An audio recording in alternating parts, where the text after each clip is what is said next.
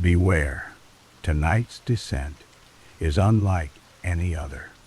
These are the stories where the dead refused silence, guiding investigators to the very people who took their lives. If you dare to follow, remember to like, comment, and subscribe. Your support fuels the next descent. The streets of Vancouver, Washington were quiet in the early hours of June 6, 2019.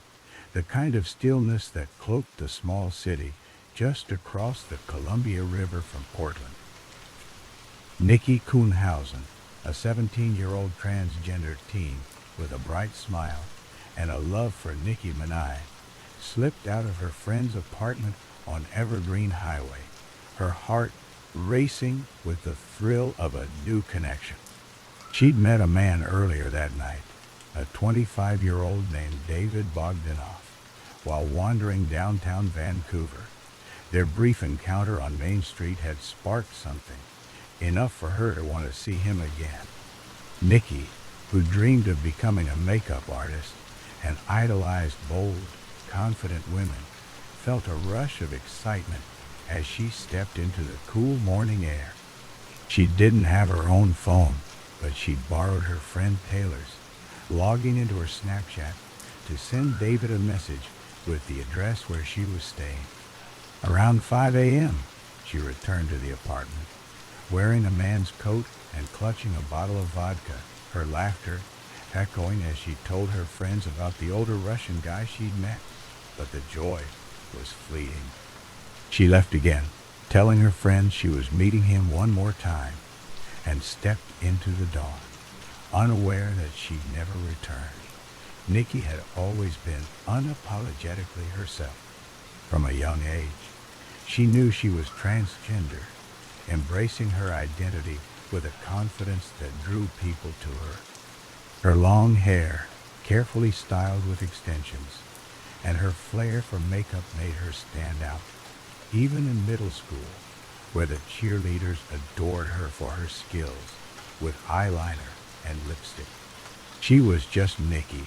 Her mother, Lisa Woods, would later say, her voice thick with pride and pain. Nikki loved posting TikToks, lip-syncing to Nicki Minaj songs, her energy infectious to her growing online following in Vancouver's tight-knit LGBTQ.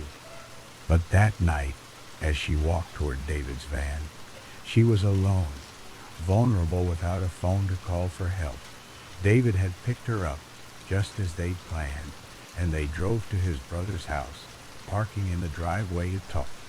The conversation started light, but something shifted. Nikki, open about her identity, told him she was transgender. David's face changed, his discomfort turning to rage. He later claimed he was shocked and disturbed, words that barely masked the violence brewing inside him. He told her to get out of the van, but what happened next wasn't the simple parting he described to police. In the back of his van, away from prying eyes, David's anger erupted. Prosecutors would later say a sexual encounter had taken place, one that fueled his fury when he learned Nikki was transgender. He grabbed a phone charger cord, wrapping it around her neck, pulling tight as she gasped for air. Nikki fought, her hands clawing at the cord, her hair extensions tangling in the knot as she struggled. Her hyoid bone snapped under the pressure, a sign of brutal strangulation.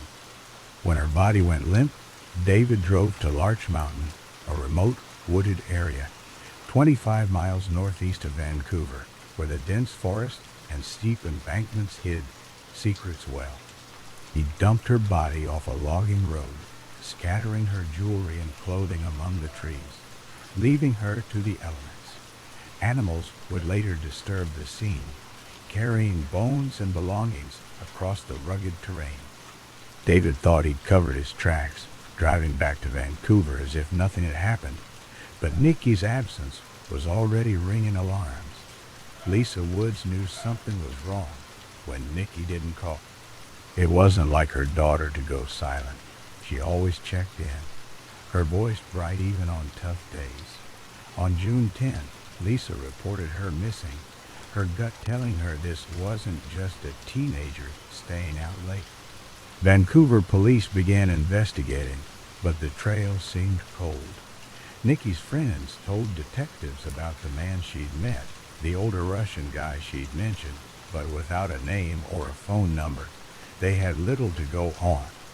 That changed on June 13th when detectives interviewed Taylor and another friend who mentioned Nikki using Taylor's phone to access Snapchat. The police issued an emergency request to Snapchat, followed by a search warrant on June 26th. The app's geolocation data was a goldmine. It showed Nikki's messages to David Bogdanov, confirming he'd picked her up around 5:30 a.m. on June 6th. More crucially, it placed his phone near the apartment, and later at Larch Mountain, a chilling clue that would later prove pivotal. Detectives tried to contact David, tracking down his brothers, Stanislav and Artur, but both claimed they knew nothing about Nikki or David's whereabouts that night. David dodged calls until September, finally agreeing to an interview on October 2nd. When he sat down with police, David spun a story. He admitted meeting Nikki on Main Street, inviting her to a bar with his brothers, and giving her his coat and vodka. He said they met again later, after she sent him her friend's address via Snapchat. They'd parked outside his brother's house, he claimed, just chit-chatting until Nikki revealed she was transgender. He told detectives he was really disturbed and asked her to leave, claiming she walked away and he never saw her again. His story was calm, calculated, but it didn't add up. The Snapchat data contradicted his timeline, and his brother's vague responses raised suspicion. Police got a search warrant for David's phone records, which showed his cell pinging at Larch Mountain the morning Nikki vanished, a place he never mentioned visiting. The investigation stalled, though, as weeks turned to months, and Lisa clung to hope, joining LGBTQ activists to hold vigils and hand out flyers. "I prayed to bring my baby home," she told reporters, her voice breaking. Transgender activist Devin Davis Williamson, part of the Justice for Nikki Task Force, voiced a grim reality. When trans people go missing, they're usually found deceased. On December 7, 2019, a hiker gathering bear grass on Larch Mountain stumbled across a human skull, half hidden in the dense underbrush. The Clark County Sheriff's Office responded, combing the steep, wooded embankment to uncover more remains, bones, clothing, jewelry, and a tangle of hair extensions knotted in a phone charger cord. Forensic analysis confirmed the remains were Nikki's, and the medical examiner ruled her death a homicide by strangulation, the cord and broken hyoid bone telling a brutal story. Detectives returned to David, confronting him with the cell tower data. He refused to talk further, and on December 17th, they arrested him for second-degree murder and malicious harassment, a hate crime under Washington law. He was held without bail in Clark County Jail. His arraignment set for January 2nd, 2020. Lisa collapsed when Detective David Jensen told her they'd found Nikki's remains, but she found strength in knowing David was behind bars. "I wanted him charged before I heard the news," she said, her voice raw with grief. The trial in August 2021 was a battleground. Prosecutors, led by Clark County's Colin Hayes, argued David killed Nikki in a rage fueled by transphobia, strangling her after their encounter in his van. They presented the Snapchat data, cell tower records, and the damning evidence of the charger cord with Nikki's hair extensions. David took the stand, claiming self-defense. He said Nikki reached for a gun he kept near the driver's seat, and he'd pulled the cord around her shoulder to stop her, only for it to slip to her neck. He admitted to panicking and dumping her body, even fleeing to Ukraine for 6 weeks before returning. But his story crumbled under scrutiny. The prosecution highlighted his lies to police and his attempt to flee, arguing he killed Nikki because she was transgender. There's no excuse for what happened. Lyndon Walls, a justice for Nikki member, sat outside the courtroom. The jury agreed, convicting David on August 27, 2021 of second-degree murder and malicious harassment. On September 9th, Judge Daniel Stonkey sentenced him to 19.5 years, 234 months for murder, 12 months concurrent for the hate crime. We were holding hands waiting for the verdict, Walls said. The relief was overwhelming. Nikki's death sparked a movement. Lisa, devastated but determined, joined activists to push for change. Washington State Representative Sharon Wiley revived a stalled bill to ban the trans panic defense, where defendants blame a victim's gender identity for their violence.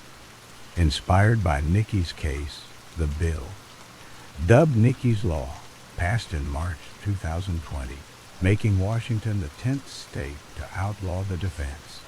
Lisa stood beside Governor Jay Inslee as he signed it, her daughter's memory fueling her fight.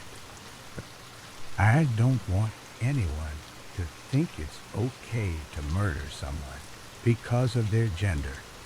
The Justice for Nikki Task Force kept her story alive, raising awareness about violence against trans people, especially trans women of color, who faced an epidemic of murders, 26 in 2019 alone.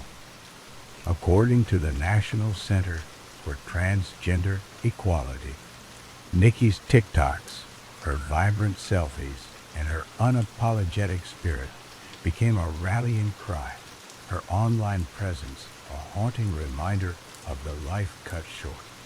The cord tangled with Nikki's hair extensions, found in the woods of Larch Mountain, became her silent scream, a beacon of truth that brought her killer to justice. As this sorrow blankets Vancouver's quiet streets, another story of bravery unfolds in a distant corner. The morning of February 1st, 1988, broke cold and gray over Durham, North Carolina, the kind of day that clung to the bones of the city's tree-lined street. Russell Stager, a 41-year-old baseball coach and driver's ed teacher at Durham High School, lay in bed in his modest home on Cornwallis Road, his breathing slow and steady in the early hours. Russ was a man who lived for his students, buying uniforms for those who couldn't afford them, his warm smile a fixture at the school where he'd coached for years. But his marriage to Barbara Stager, his second wife, was a house of cards, built on her lies and greed. Barbara, 39, a former bank secretary with a polished exterior, had a taste for luxury, designer clothes, jewelry, a lifestyle far beyond Russ's modest income. 3 days earlier, on January 29th, Russ had sat alone in his office at school, speaking into a cassette recorder, his voice low and troubled. I hope I'm being paranoid, but I'm worried about Barbara, he said, detailing her strange behavior, waking him at 4:30 a.m. to offer aspirin that left him groggy, only for him to discover they were heavy-duty sleeping pills when he took one to a pharmacist. She's been acting funny, moving money around, and I don't trust her, he confided, unaware those words would become his voice from the grave. That morning, as he slept, Barbara stood over him, a .25 caliber pistol in hand, the same kind that killed her first husband a decade earlier. With a single pull of the trigger, she shot him in the back of the head, the bullet tearing through his skull. At 6:08 a.m., Barbara's 14-year-old son, Jason, dialed 911 at her instruction, his voice shaking as he reported his stepfather's shooting. "My mom says the gun went off by accident," he told the operator, his words echoing Barbara's frantic claim when Lebanon first responders and Durham County Sheriff's deputies arrived. She told them Russ kept the pistol under his pillow, a precaution against recent burglaries, and she jostled it in her sleep, causing it to fire. Russ, still alive, was rushed to Duke University Hospital, his mother, Doris, arriving to hear Barbara sobbing. "I didn't mean to do it. Forgive me. He died at noon, his brain too damaged to recover." At first, police accepted her story, swayed by her church-going persona and tearful demeanor, ruling it an accident. But Russ's first wife, JoLynn Snow, wasn't convinced. She and Russ had stayed close after their divorce, and he'd confided his fears about Barbara, asking her to investigate if anything happened to him. He said her first husband, Larry Ford, didn't die by accident either. JoLynn told investigators, her voice firm as she urged them to dig deeper. Larry, shot in bed in 1978 with Barbara present, had been ruled an accidental death, but JoLynn's insistence and Russ's National Guard training, he'd never sleep with a loaded gun, prompted a second look. The cassette tape surfaced days later, found by a student, Chris Wagoner, cleaning out a locker near Russ's office at Durham High School. The student handed it to Linda Evans, whose son had found it, and she recognized Russ's voice immediately. "Once you hear Coach Stager, you don't forget it," she told police, her hands trembling as she turned it over. The tape, recorded January 29th, laid bare Russ's suspicions. Barbara's forged checks draining his account, her affairs with other men, and those sleeping pills she insisted he take.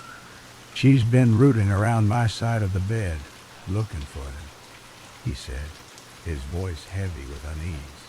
Detectives, led by Captain R.D. Buchanan, re-examined the scene. Ballistic tests showed the pistol required 4 pounds of pressure to fire, too much for an accidental discharge. The shell casing's position didn't match Barbara's story, and a reenactment video she made, trying to show how she bumped the gun, was riddled with inconsistency. "She's repositioning his body, trying to make it fit, and she can't," Buchanan later said, his disgust clear. Financial records revealed Barbara's lies, a fake book deal about Larry's death, forged loans, and a $170,000 life insurance policy on Russ, signed days before his death with a signature that wasn't his. Investigators uncovered more. Barbara had shuffled money between accounts, maxing out credit cards, and sinking the family into debt. A check draining Russ's account, written 3 days before the shooting, bore a forged signature. Her first husband's death, eerily similar, raised red flags. Larry Ford, shot with a .25 caliber pistol in their High Point home, with Barbara claiming he mishandled the gun. Residue tests showed Larry hadn't fired it, but Randolph County ruled it an accident. Now, with 2 husbands dead in bed, both shot with the same caliber gun, prosecutors saw a pattern. Barbara was arrested on March 10, 1988, charged with first-degree murder. The trial, starting May 1, 1989, in Lee County, gripped Durham. Prosecutor Eric Evenson played the cassette tape, Russ's voice chilling the courtroom as he described his fear. Witnesses, including Doris Stager, testified to Barbara's odd behavior, holding Russ's hand the night before his death, staring at Doris as if performing devotion. Handwriting analysts confirmed the forgeries, and forensic psychologist Joni Johnston described Barbara as a narcissist who lied, cheated, and hurt people for her own gain. Barbara took the stand, insisting it was an accident, claiming Russ kept the gun under his pillow and she'd only tried to move it. But the jury, after hearing the tape and seeing the evidence, deliberated less than an hour on May 17th, convicting her of first-degree murder. She was sentenced to death, the courtroom erupting in gasps. The headlines, "Sunday School Teacher Kills Husband," shocked everyone, said Renee McCoy, a RAL reporter. The North Carolina Supreme Court later overturned the death sentence on a technicality, citing errors in the sentencing phase, and in 1993, resentencing gave her life with parole eligibility. Her younger son, Jason, testified to her innocence, but the evidence was overwhelming. Jo Lynn, Doris, and Russ's sister, Cindy Thomas, fought her parole bids with Doris in her 80s, pleading to the parole board in 2009. "She murdered my son in cold blood. She'd do it again." Barbara, now 77, remains at the North Carolina Correctional Institution for Women, her 2025 parole hearing looming. The case, chronicled in Jerry Bledsoe's 1994 book Before He Wakes and a 1998 TV movie starring Jacqueline Smith, captivated the nation. Durham, home to Duke University, wasn't used to black widow trials, and Barbara's church-going facade crumbled under scrutiny. Her spending, new cars, jewelry, a lavish home, clashed with Russ's simple life, and her affairs, including with a church member, painted her as manipulative. The tape, found by chance, became Russ's silent stream, a beacon of truth that brought his killer to justice.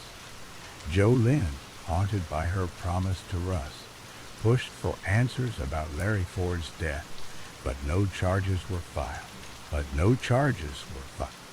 "I see Larry in my dreams, asking for justice," she told the News and Observer in 2017, her fight ongoing. The community mourned Russ, his grave at Maplewood Cemetery, a quiet testament to a life cut short. As this sorrow blankets Durham's quiet streets, another story of bravery unfolds in a distant corner. The morning of December 23, 2015, dawned crisp and cold in Ellington, Connecticut, the kind of winter day where the air stung the lungs and the quiet streets of Birchview Drive seemed to hold their breath. Inside the colonial-style home at number 7, Connie DeBott moved through her routine with the steady rhythm of a devoted mother.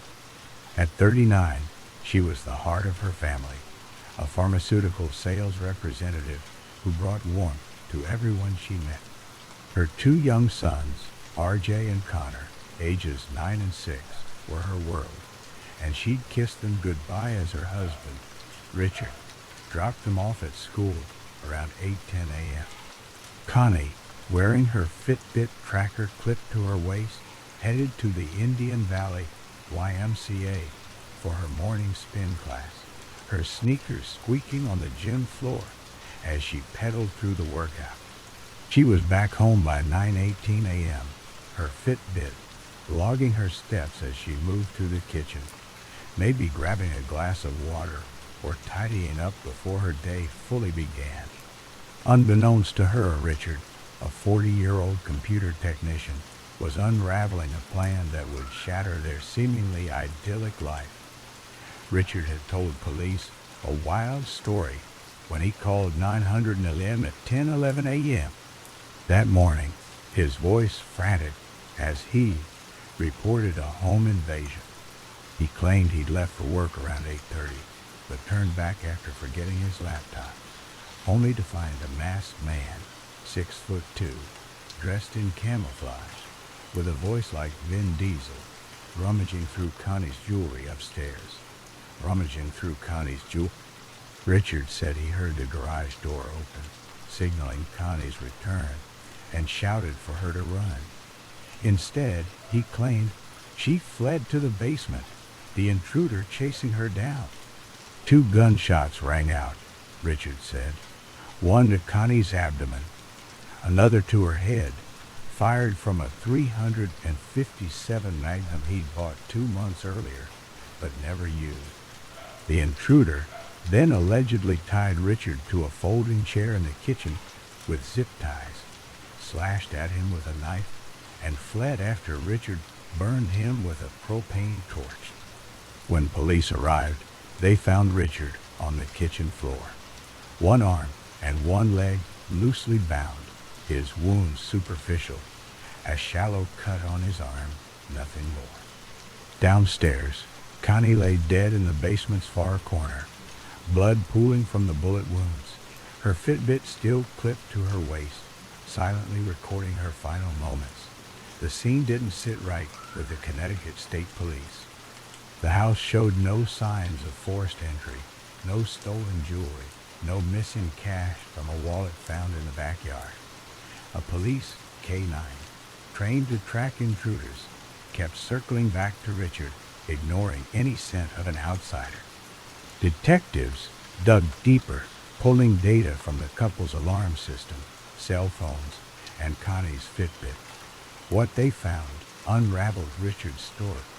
The alarm system showed no breach until Richard triggered it at 10:05 a.m., and his phone's GPS placed him at home all morning, not en route to work.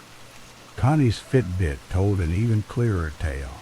She'd returned from the YMCA at 9:18 a.m., her steps logged as she moved casually through the house.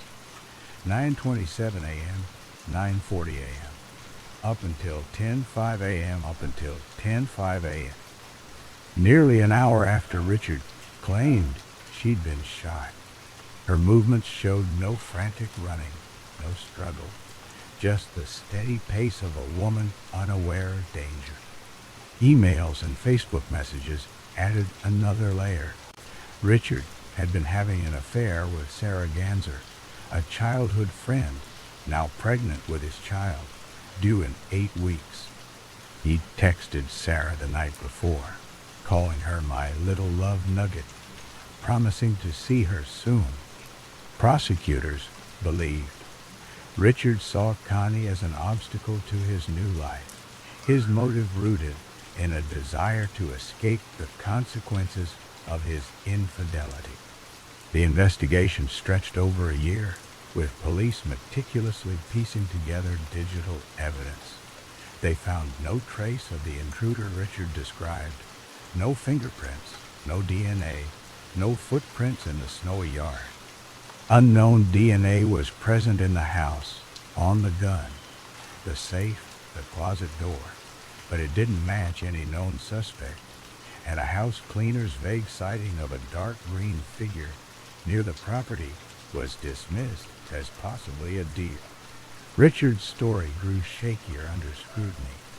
He'd claimed the intruder demanded credit card pins, but nothing was stolen. He said he'd burned the intruder with a torch, yet no singed clothing or skin was found.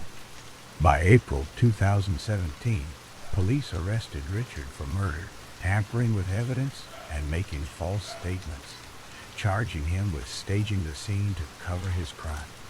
He posted $1 million and lived freely in Ellington with his sons, now in the care of Connie's sister, Leslie Garabedian, as the case crawled toward trial. The trial began on April 5, 2022, in Rockville Superior Court, a grueling 5-week ordeal that drew national attention as the Fitbit murder. Prosecutor Matthew Gdansky called over 130 witnesses and presented 600 exhibits, building a case around the digital timeline. My low daddy asks, Connie's Fitbit data was the star witness, its step counts and heart rate readings contradicting Richard's claim that she died around 9:05 a.m. Surveillance from the YMCA confirmed her departure, and cell tower data placed Richard at home, not on his way to work. Gdansky painted Richard as a calculating killer who shot Connie in the basement, then zip-tied himself loosely to sell his story, his superficial wounds a clumsy attempt at credibility. This was a cold, methodical plan to avoid the consequence of his infidelity. Gdansky told the jury, his voice steady as he described Richard's double life. The night before the murder, Richard had emailed his boss about being late, a move prosecutors saw as premeditation, setting up his alibi. Richard's defense, led by attorney Trent Lalima, fought back. They questioned the Fitbit's reliability, arguing its data wasn't precise enough for court, designed for fitness, not forensics. Lalima pointed to the unknown DNA on the gun and in the house, suggesting another suspect. He leaned on the house cleaner's testimony about a possible figure outside and portrayed Richard as a non-violent man with no criminal history. Richard took the stand, sticking to his intruder story, describing a hulking man with a gravelly voice who overpowered him and killed Connie. But the jury wasn't swayed. After just a few hours of deliberation on May 10, 2022, they convicted Richard of all charges: murder, tampering with evidence, and making false statements. Judge Corinne Klatt raised his bond to $5 million, and marshals led him away in handcuffs, his face pale as Connie's family wept with relief. Sentencing came on August 18, 2022, in a courtroom heavy with emotion. Connie's mother, Cindy Margada, spoke of her daughter's warmth, her love for her sons, and the pain of her loss. I feel her strength coming to me, Cindy said, her voice breaking as she looked skyward. Connie's friends, like Darlene Beaudry and Kim Phillips, called her a light in their lives, stolen by Richard's brutal, calculated, incomprehensible act, as Judge Klatt described it. Leslie, now raising RJ and Connor, spoke of the boys' grief, their fear of an intruder lingering from Richard's life. The boys 13 and 15 were haunted, one asking to text his mom in heaven, another wanting to see her through a telescope. Richard, given a chance to speak, maintained his innocence, calling himself a non-violent man wrongly accused. But Klatt wasn't moved. She sentenced him to 65 years, 60 for murder, 5 for tampering, and 1 concurrent for false statements, ensuring he'd spend the rest of his life in McDougall-Walker Correctional Institution.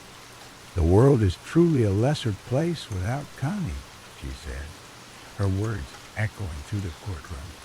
Richard's appeal followed, argued before the Connecticut Supreme Court in October 2024. Lalima claimed prosecutorial misconduct, pointing to Gdansky's inflammatory tactics, like referencing the 2007 Cheshire home invasion during cross-examination, asking if Richard was staging a mini Cheshire.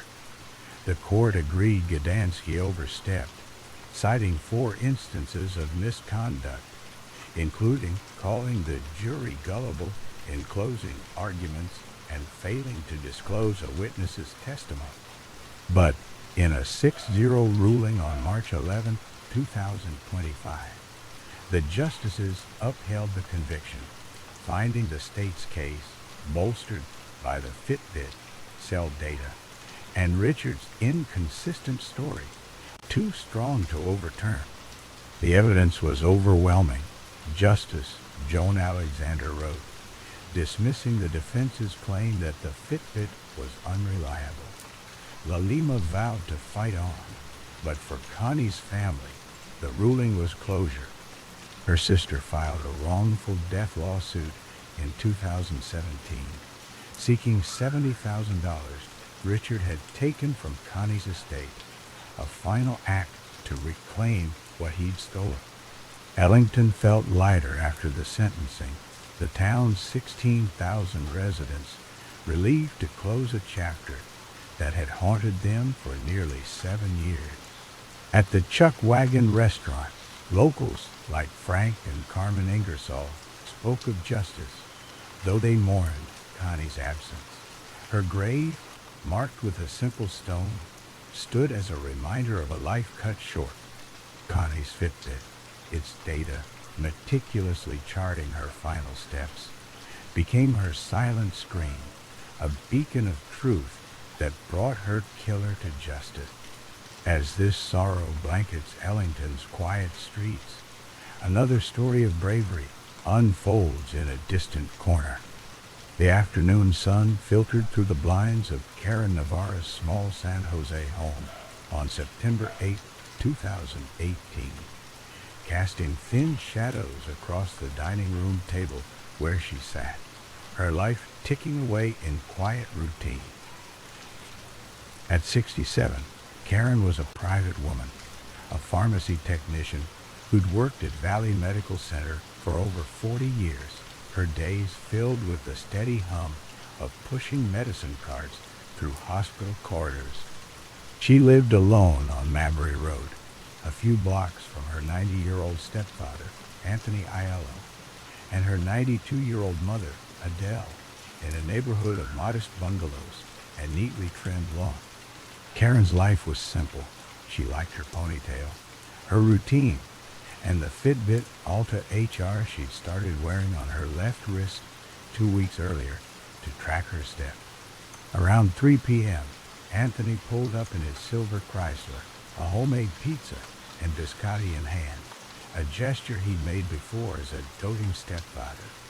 Karen, who'd been home all day, welcomed him inside, the aroma of warm dough filling the air. They chatted briefly, or so he'd later claimed, before she walked him to the door, handing him 2 roses as a thank you. But the Fitbit on her wrist told a different story, one of violence and betrayal that would unravel a family and make headlines across the country. Anthony, frail at 4'11", with a walker, artificial joints, and a pacemaker, seemed an unlikely killer.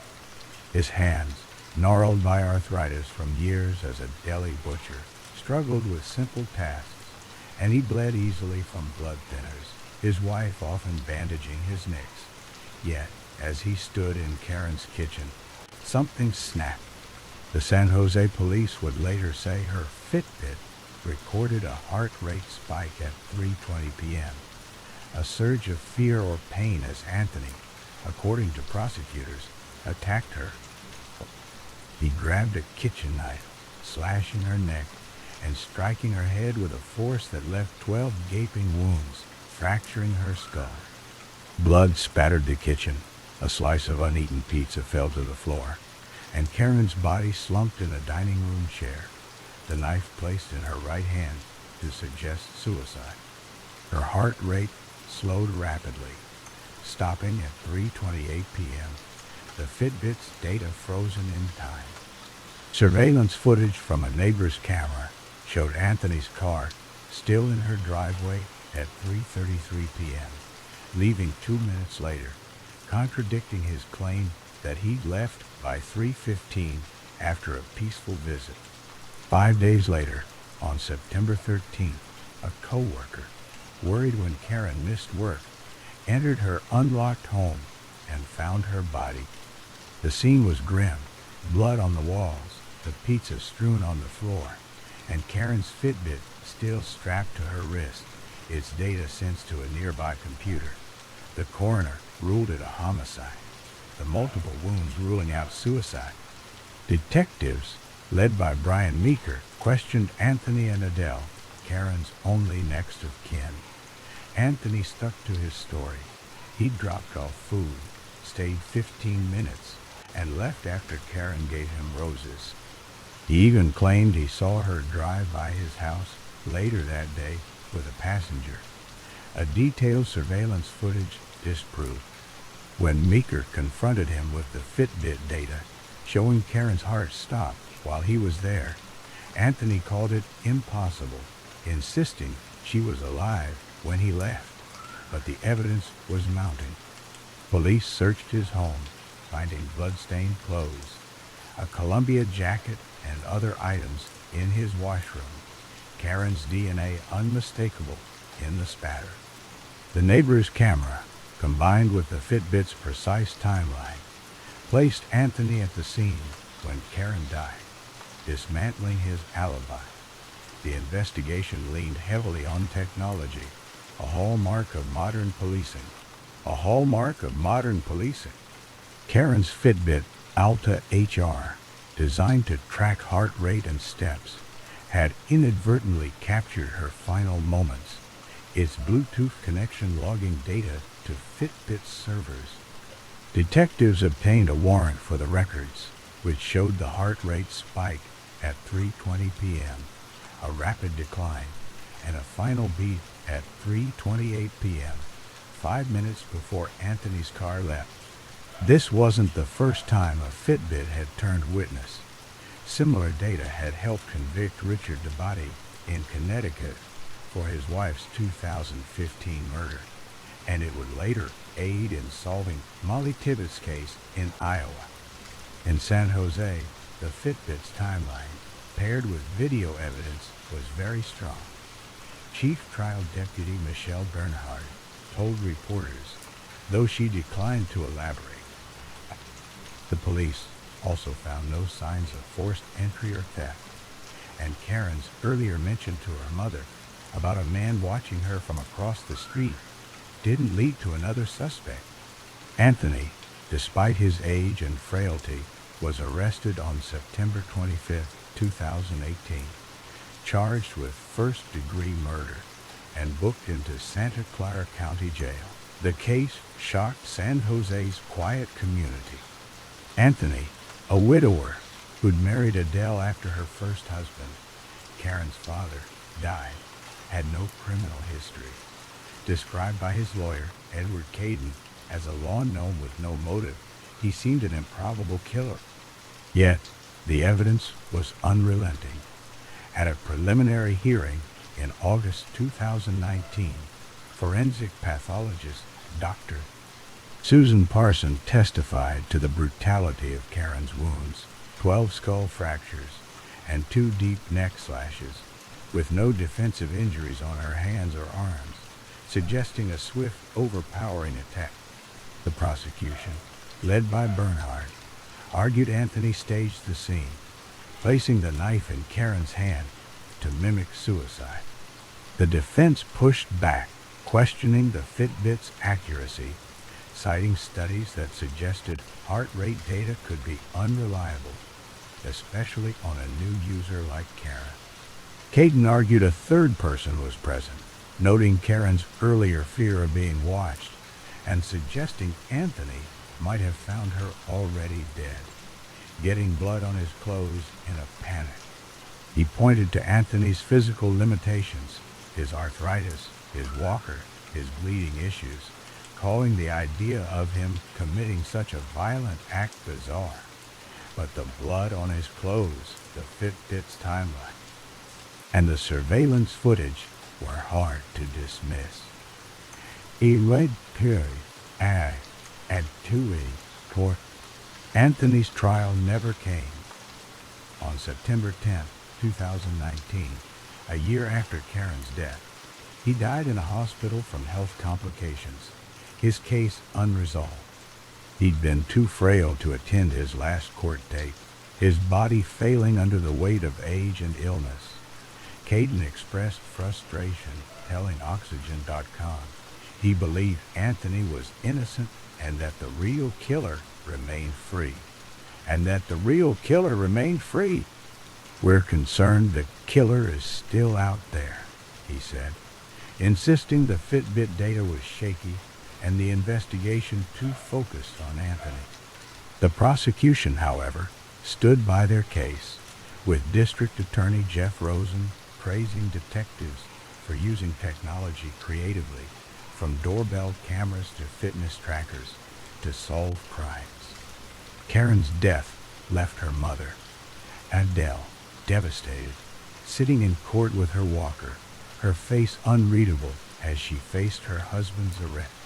Karen's co-workers mourned her quiet kindness, remembering her as a gentle woman who took extra shifts to help others. The community grappled with the cognitive dissonance. A 90-year-old man, frail and unassuming, accused of a brutal murder with no clear motive. The case made waves, covered in a 2019 Wired article by Matt Kamen that delved into the Fitbit's role and the surreal image of Anthony, a man who could barely dress himself as a killer. It highlighted how technology was reshaping investigations, giving victims a voice through data.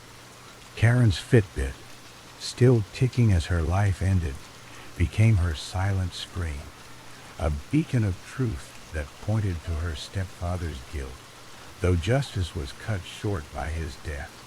As this sorrow blankets San Jose's quiet streets, another story of bravery unfolds in a distant corner.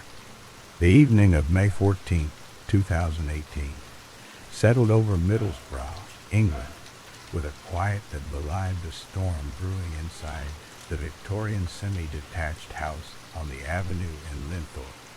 Jessica Patel, 34, moved through her home, her steps light but weary, her iPhone tucked in her pocket, silently tracking her movements through its health app. She was a pharmacist, hard-working and kind, running the Roman Road Pharmacy alongside her husband, Mitesh Patel, a 37-year-old man whose charm masked a calculating heart. Their marriage, spanning 9 years, was a facade. Jessica had known for 6 years that Mitesh was gay, meeting men through the Grindr app, his heart set on Dr. Amit Patel, a doctor he called his soulmate. She'd endured his controlling nature, his lies, even his physical outbursts, all while chasing her dream of motherhood through grueling rounds of IVF. 3 embryos, the result of her 4th cycle, now sat frozen in a Darlington clinic, a symbol of hope she clung to despite the cracks in their life together. That night, as she returned from the pharmacy, Mitesh was waiting, his plan years in the making, fueled by a £2 sterling million life insurance payout and a vision of a new life in Australia with Amit. Mitesh had spent years plotting, his computer littered with chilling searches. I need to kill my wife, insulin overdose, hiring hitman UK, how much methadone will kill you. He'd studied strangulation, calculating how to subdue Jessica without leaving obvious traces. Around 7 p.m., as she stood in their living room, he acted. He approached her with a syringe, one of several he'd prepared and stashed in his laptop bag, injecting her with insulin to weaken her. Jessica, caught off guard, felt the sting, her body slowing as the drug took hold. She tried to fight, her nails scratching his neck, leaving marks he'd later lie about, claiming they came from a gym accident. But Mitesh was relentless. He grabbed a Tesco bag for life, ironically named, and wrapped it around her face, pulling it tight as a ligature. Jessica struggled, her hands clawing at the plastic, her breath shallow and desperate. When the bag wasn't enough, he used his hands, strangling her until her body went limp, her iPhone still in her pocket, its health app registering her final heartbeat. By 7:30 p.m., she was gone, her life snuffed out in the home they'd shared, Mitesh didn't pause to mourn. His iPhone health app, tracking his every step, captured a frenzy of movement, racing up and down the stairs, darting through rooms as he staged a burglary. He bound Jessica's wrists and ankles with duct tape, leaving it at their pharmacy to distance himself from the scene. He ransacked drawers, scattered jewelry, and hid their CCTV hard drive in a suitcase upstairs, hoping to erase evidence of his presence. Then he took Jessica's iPhone, carrying it 14 steps outside to drop it in the garden, crafting the illusion that a fleeing burglar had left it behind. At 8:01 p.m., he called 999, his voice trembling with practiced grief. "Oh, I think we've been burgled and my wife's been attacked," he said, sobbing. "No, Jess. Come on, baby. Wake up." He claimed he'd been out buying a pizza from Romano's takeaway, returning to find her dead. But the lie was thin. CTV from their home showed Jessica entering at 6:37 p.m. and no one else coming or going until Mitesh's call. Cleveland police arrived quickly, their boots heavy on the hardwood floor as they surveyed the scene. Jessica lay in the living room, her body bound, the duct tape a clumsy attempt to point to an intruder. But the house told a different story. No forced entry, no stolen valuables, just a carefully curated chaos. Detectives seized both Mitesh's and Jessica's iPhones, downloading data from their health apps in what would become a legal first in the UK. Jessica's phone showed no movement after 7:30 p.m., her steps flatlining as her life ended. But at 7:44 p.m., it recorded 14 paces, the exact moment Mitesh carried it outside. His own phone, meanwhile, betrayed him hundreds of steps as he rushed through the house, up and downstairs, staging the scene.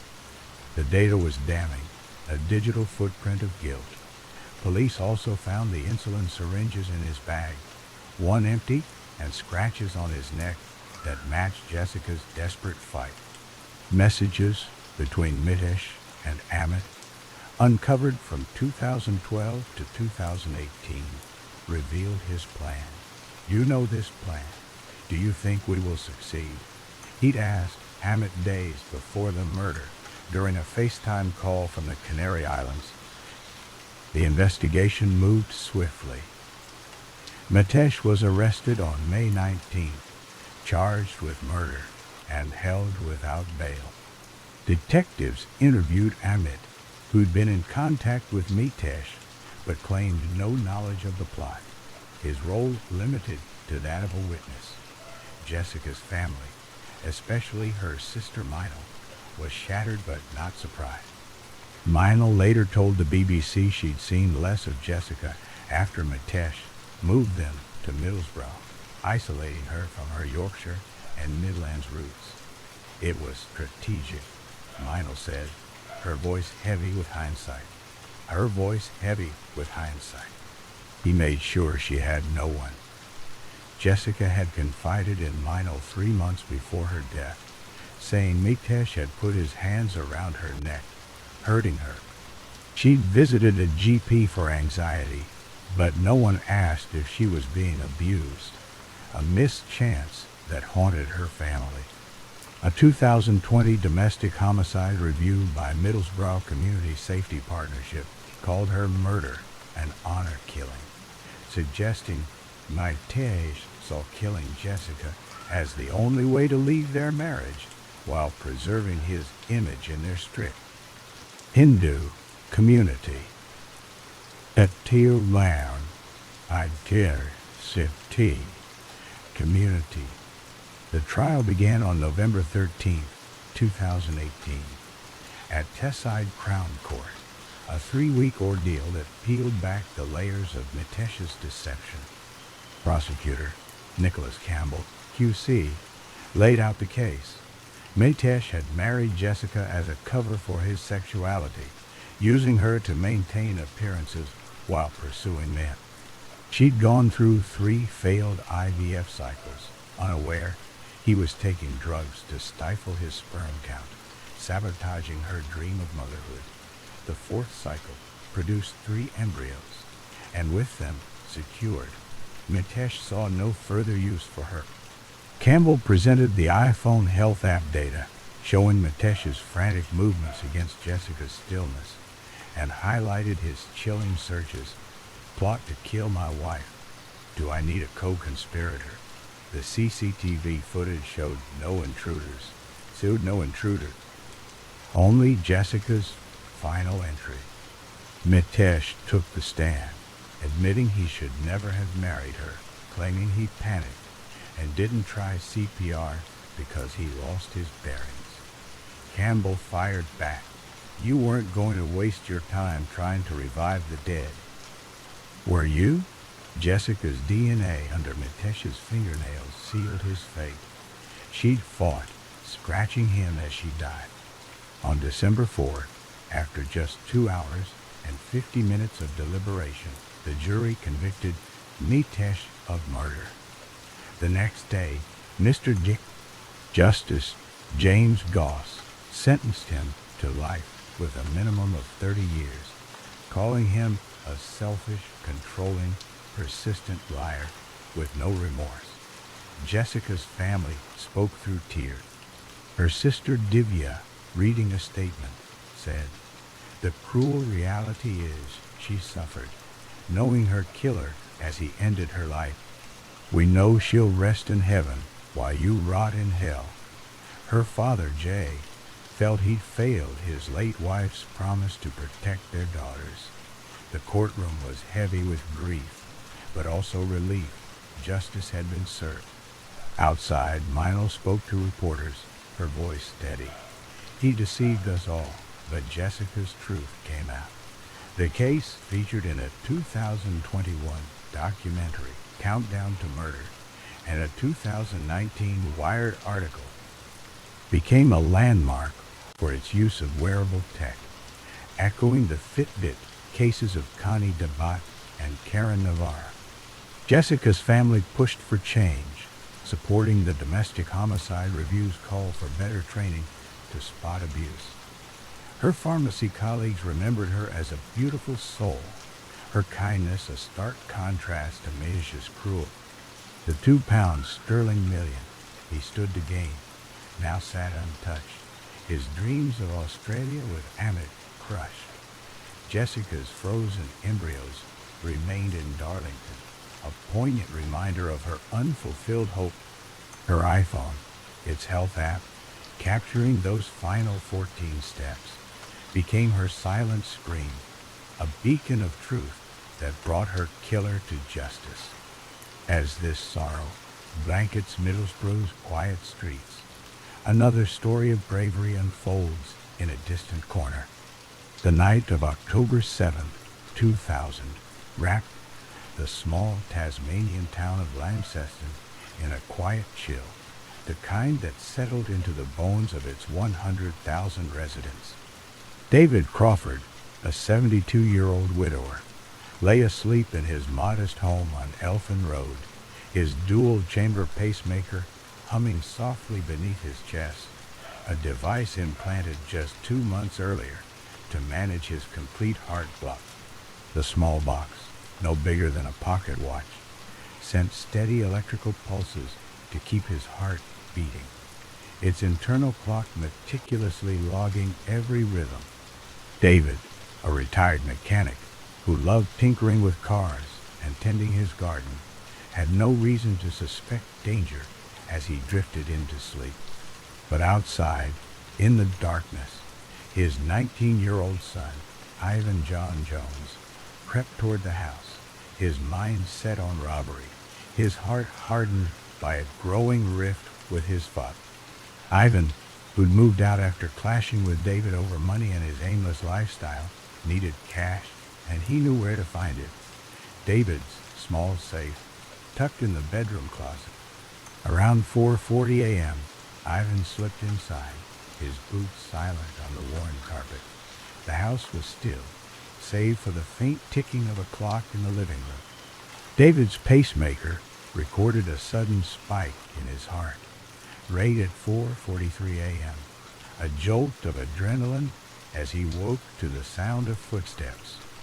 He rose, his nightclothes loose on his frail frame, and shuffled toward the noise, perhaps calling out, his voice hoarse with sleep. Ivan, startled, grabbed an axe from the garage, a tool David used for chopping firewood, and swung it with brutal force. The blade struck David's head at least 6 times, each blow cracking bone, blood pooling on the floor as he collapsed outside the back door. The pacemaker captured it all. A flurry of erratic heartbeats during the altercation, then a sharp decline, stopping at 4:50 a.m. as David's life ended, his body left in the cold morning air, massive blood loss sealing his fate. Ivan, panicked but methodical, rifled through the house, taking cash and a few trinkets, leaving the safe half open to mimic a random burglary. He fled before dawn, believing his alibi, a night spent with friends, would hold. A night spent with friends would hold. 2 days later, on October 9th, a neighbor found David's body, his nightclothes stained with blood, the axe abandoned nearby. Tasmania police arrived, their flashlights cutting through the early morning haze, and secured the scene. The cause of death was clear, blunt force trauma to the head, but the time of death was trickier. Dr. Robert Kelsall, a forensic pathologist, examined David's body, initially estimating death within a 3-hour window, based on body temperature and rigor mortis. But when he noticed the pacemaker's outline under David's skin during the autopsy, a new possibility emerged. The device, a St. Jude medical model, was undamaged, its pacing leads intact. Kelsall, aware that pacemakers recorded heart activity, requested telemetric data from the coroner. The results were staggering. The pacemaker's log showed David's heart rate spiking at 4:43 a.m., consistent with waking and moving, followed by a chaotic rhythm during the attack and a final beat at 4:50 a.m. This precision, down to the minute, shrank the time of death window and pointed directly to Ivan's presence. Police had initially suspected Ivan, but faced a hurdle. His friends claimed he was with them at a party across town until 6 a.m., giving him an alibi for the broader 3-hour window. The pacemaker's data changed everything. It placed David's death at 4:50 a.m. when Ivan's friends admitted he'd left the party briefly, saying he was running an errand. Detectives dug deeper, finding inconsistencies in Ivan's story. A neighbor's CCTV captured a figure matching his build near Elfin Road at 4:30 a.m., and traces of David's blood were found on Ivan's jacket, seized from his apartment. The axe, confirmed as the murder weapon, had Ivan's fingerprints, faint but unmistakable. His motive was clear: money troubles and a strained relationship with David, who'd cut him off financially. The prosecution, led by Crown Prosecutor Darrell Coates, built a case around the pacemaker's timeline, calling it a silent witness in court. Dr. Harry Mond, a cardiologist who analyzed the data, testified that the device's log was unassailable, its internal clock accurate to the second. It showed exactly when David woke, fought, and died, Mond told the jury, his voice calm but firm, as reported in the Journal of Pacing and Clinical Electrophysiology.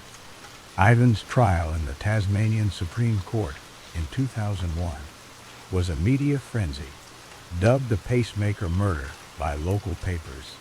The defense, led by barrister John Avery, argued the pacemaker data was experimental, its use in court untested. They pointed to Ivan's youth and lack of prior violent convictions, suggesting an unknown intruder could have used the axe. But the jury wasn't swayed. The blood evidence, CCTV, and the pacemaker's precise timeline were too strong. On November 15, 2001, Ivan was convicted of murder and sentenced to 20 years, with a non-parole period of 14 years. Chief Justice William Cox called the crime brutal and callous, noting Ivan's betrayal of his father's trust. David's sister, Margaret, spoke outside the courthouse, her voice trembling. David was a gentle man who deserved better. That machine in his chest told the truth. The case, one of the first to use pacemaker data in a murder trial, drew global attention, with Dr. Kelsall later telling the ABC it was extremely unusual, but a breakthrough for forensic science. Ivan maintained his innocence, filing an appeal in 2002, but the Tasmanian Court of Criminal Appeal upheld the conviction, citing the pacemaker's unimpeachable evidence. David's community mourned, his garden left unattended, his neighbors gathering to honor him at a small memorial.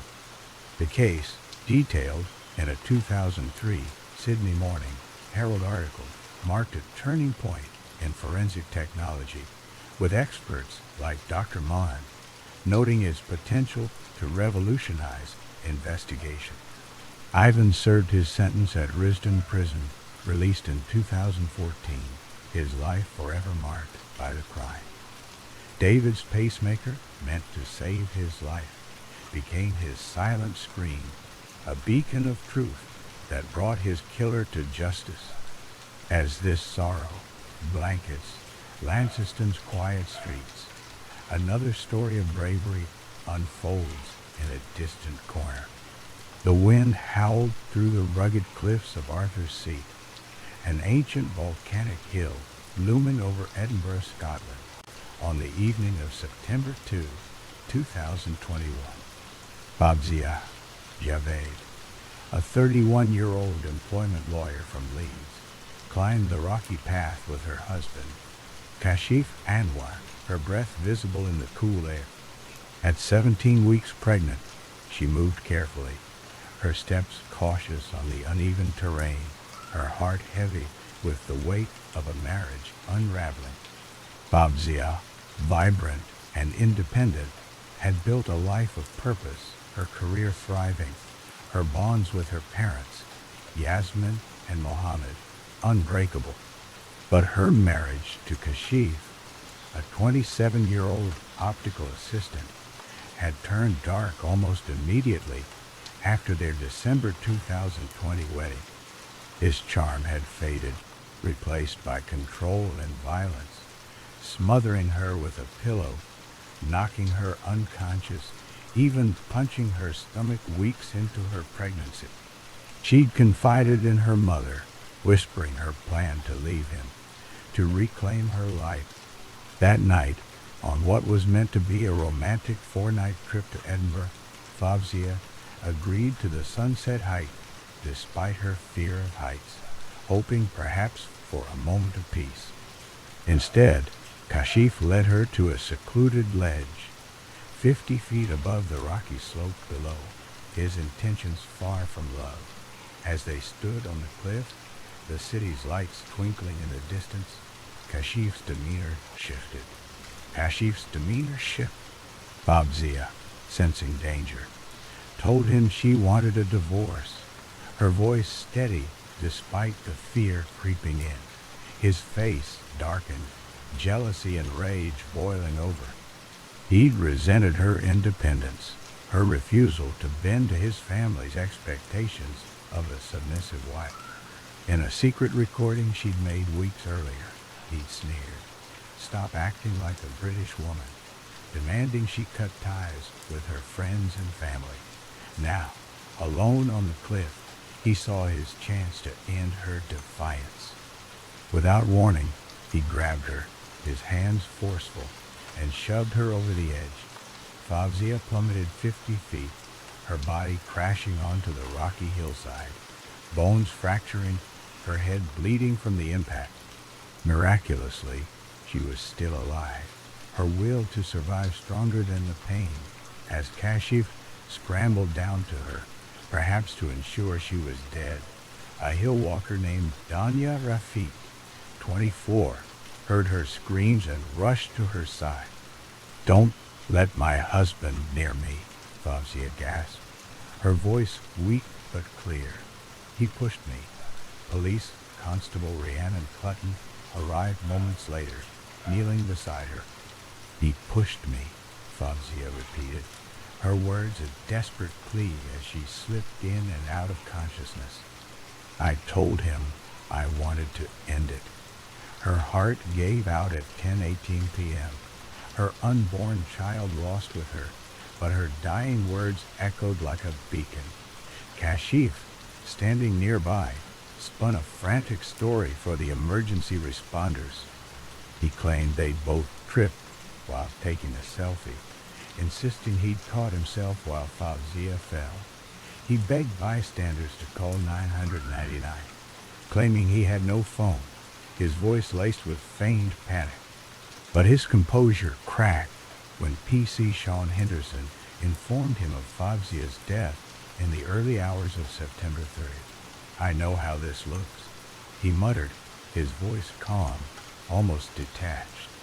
"We had our problems as a couple, but..." He trailed off as officers arrested him for murder, his lack of grief stark against the chaos of the scene. Cleveland police, led by Detective Constable Stephen Caballero, dug into the couple's history. Faurzia had reported Kashif's abuse to West Yorkshire police twice, first in April, when he smothered her with a pillow, and again in August, just 6 days before her death, detailing his violence. Secret recordings she'd made captured his threats. "The sooner you're dead, the sooner you're out of my life." Her phone records showed she'd been planning to leave, her resolve firm, despite his attempts to isolate her, blocking her male relatives from her phone and forbidding her from seeing friends. The investigation uncovered a pattern of control. Kashif, born to Pakistani immigrants like Faurzia, had presented himself as charming when they met in 2019, while she helped her mother choose glasses at his Leeds optical shop. They'd married quickly, but his Jekyll and Hyde nature emerged, as Yasmin described to the BBC. He demanded Faurzia prioritize his family, shunning her own, and grew violent when she resisted. The prosecution, led by Alex Menery at the High Court in Edinburgh, argued he killed her to silence her independence, her pregnancy a threat to his control. The trial, spanning 6 days in March 23, laid bare his lie. Jurors heard Faurzia's dying declaration through Danya and PC Clutton's testimony, her words carrying the weight of truth. Video from her police interviews detailed his abuse, and her recordings played his venomous threat. The cliff's isolation, chosen deliberately, ensured no witnesses until it was too late. Kashif declined to testify, his silence damning. On April 6, 2023, the jury convicted him of murdering Faurzia and causing the death of her unborn child. Judge Lord Beckett sentenced him to life with a minimum of 20 years, calling it a wicked crime against a special person who trusted him to keep her safe. Faurzia's family stood united in court, her mother's voice breaking as she described her only child's beautiful soul. A family member shouted, "Die, you bastard," as Kashif was led away, his face impassive. Yasmin, devastated, pushed for change. Unveiling a memorial bench at Arthur's Seat, in 2024 with Karma Nirvana, a charity supporting victims of honor-based abuse. The bench, inscribed with Fawzia's name, became a symbol of hope for domestic violence survivors. Though Yasmin admitted to the BBC that visiting the site of her daughter's murder was heartbreaking, the Independent Office for Police Conduct investigated West Yorkshire Police's response, probing whether racial bias affected their handling of Fawzia's reports, a question that lingered painfully for her family. Her story, covered by The Guardian and a 2024 Yahoo article, became a rallying cry. Her courage in speaking out, both in life and in her final moments, sparking calls for better protections. Fawzia's dying words, gasped to strangers on a hillside, became her silent scream, a beacon of truth that brought her killer to justice. As this sorrow blankets Edinburgh's quiet hills, another story of bravery unfolds in a distant corner. The evening sky over Holbrook, Arizona, glowed a soft orange on July 12, 2025, as the desert heat lingered in the air of the small town along Route 66. Rebecca Baptiste, a 10-year-old girl with a bright smile and a love for drawing, stood on the second-story balcony of her family's apartment on West Arizona Street. Her life had been a storm of pain for months, her small frame bearing the scars of relentless abuse. Her father, Richard Baptiste, 32, and his girlfriend, Anisha Woods, 29, had turned their home into a place of fear, where punishment meant brutal exercise, laps, planks, and push-ups until her muscles burned, and worse, physical torment that left bruises across her body, cigarette burns on her back, and patches of hair torn from her scalp. Rebecca, desperate for escape, had tried running away before, once kicking out a window screen and leaping from this very balcony to flee the torture. Tonight, as Anisha's anger flared again, Rebecca stood frozen, her heart pounding. The woman she called her stepmother, who'd taken on the role of disciplinarian, grabbed her with a force that belied her slight frame. "You're nothing but trouble," Anisha hissed, her voice sharp with rage. In a moment of chilling cruelty, she shoved Rebecca over the balcony's edge, sending her plummeting 20 feet to the highway below. Rebecca hit the pavement hard, her small body crumpling on the asphalt, bones breaking, blood seeping from wounds. The impact fractured her ribs, pelvis, and right arm, and internal bleeding began to steal her breath. Yet, against all odds, she was alive, her will to survive fierce despite the pain. A passing motorist, Maria Hernandez, spotted her lying motionless on the road and slammed on her brakes, her heart racing as she dialed 911 at 7:22 p.m. "There's a little girl on the highway.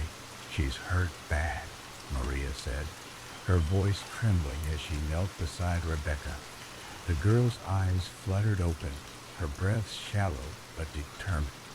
"My stepmom pushed me," she whispered, her words barely audible but heavy with truth. "Anisha did it. Emergency responders arrived, their sirens cutting through the quiet desert night, and found Rebecca clinging to life. Paramedic Sarah Lopez, tears in her eyes, stabilized her as best she could, noting the severe bruising and burns on her skin. "Stay with us, sweetheart," Sarah urged, holding her hand as they rushed her to Little Colorado Medical Center. Rebecca's voice, weak but clear, repeated to another paramedic, "She pushed me off the balcony." At 7:58 p.m., her heart stopped, her body too broken to hold on. But her words had already set a fire that would burn through Anisha's life. Holbrook police arrived at the scene, their flashlights sweeping the highway where Rebecca's blood stained the road. Maria, still shaken, recounted Rebecca's words to Officer Daniel Vega, who noted the clarity of her accusation despite her fading strength. Upstairs, Anisha and Richard were already weaving a story, claiming Rebecca had run away again, climbing over the balcony in a reckless bid for freedom. "She's always causing trouble," Anisha told Vega, her voice unsteady, her eyes darting to Richard for support. But the apartment told a different tale. Broken furniture, cigarette butts scattered on the floor, and a belt with Rebecca's blood on it found tucked under a couch. Body cam footage later showed Anisha admitting Rebecca had jumped before, saying she kicked out a screen and fell a week ago, as if to normalize the horror. Detectives, led by Sergeant Emily Torres, interviewed neighbors who described a nightmare household where screams and thuds were constant. One neighbor, Carlos Ruiz, recalled hearing Rebecca cry out that night, followed by a heavy thump outside. The investigation turned to Rebecca's younger siblings, aged 8 and 6, who were taken into protective custody. The 8-year-old trembling told a social worker, "Anisha hits us all the time.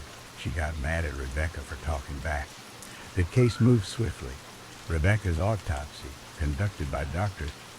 Laura Nguyen, revealed a grim history of abuse. Over 15 healed fractures in her arms, legs, and ribs, burns consistent with cigarettes, and fresh wounds from the fall.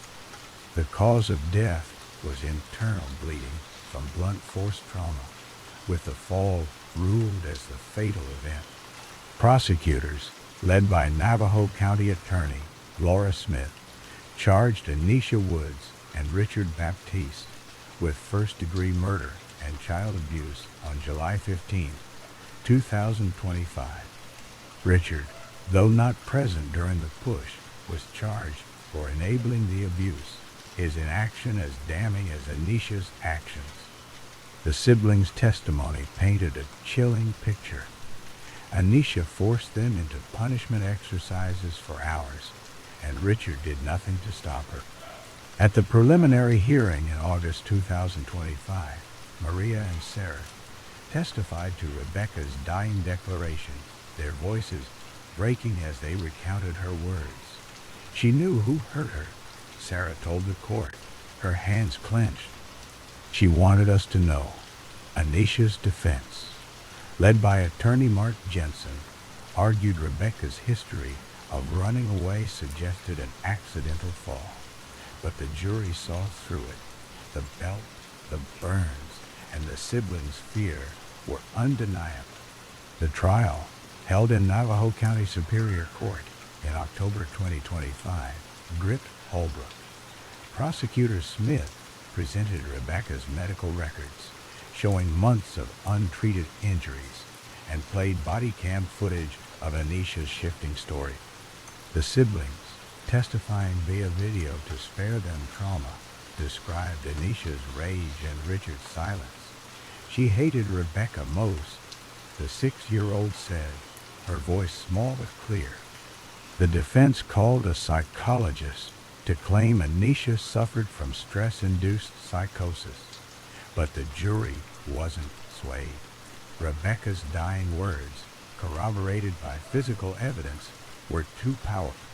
On November 3, 2025, Anisha was convicted of first-degree murder and multiple counts of child abuse, sentenced to life without parole. Richard received 25 years for felony murder and neglect. Judge Michael Latham called the case a heartbreaking failure of those meant to protect, his voice heavy as he addressed the packed courtroom. Rebecca's biological mother, who'd lost custody years earlier, wept silently, clutching the drawing Rebecca had made of a son with a smiling face. Holbrook mourned, the town's 5,000 residents, leaving flowers and teddy bears at a makeshift memorial on West Arizona Street. The case, covered by the Arizona Republic and a 2025 Daily Mail article, sparked outrage and calls for reform in child welfare systems. Rebecca's school teacher, Mrs. Linda Perez, spoke at a vigil, her voice trembling. She was a bright light, always drawing, always hoping for better. The siblings were placed with a foster family, their healing slow but supported by therapy. Anisha and Richard, now in Florence State Prison, faced a civil suit from Rebecca's mother, seeking damages for her pain. The community rallied, raising funds for the siblings' future, determined to honor Rebecca's memory.